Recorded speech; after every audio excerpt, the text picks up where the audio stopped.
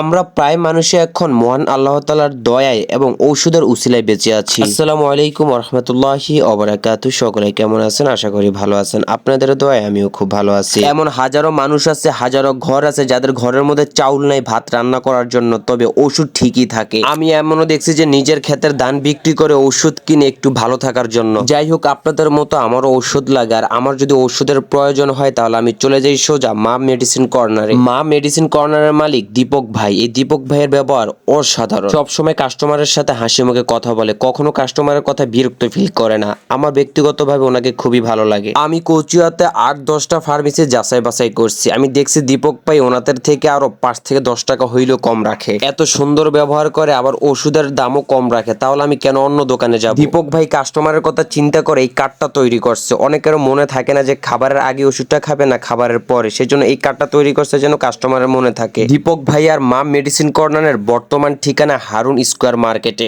সর্বশেষ আমি আপনাদেরকে বলবো, আপনাদের যদি ঔষধের দরকার হয় তাহলে হারুন স্কয়ার মার্কেটে মা মেডিসিন কর্নারে চলে যাবেন। এখানে গেলে যে আপনারা জিতবেন তেমনটা না, আপনারা ঠকবেন না যে এটা 100% শিওর, এবং সাথে ভালো পরামর্শ পাবেন, ভালো ব্যবহার পাবেন। সবাই আমার জন্য দোয়া করবেন, সকলে ভালো থাকবেন। আল্লাহ হাফেজ।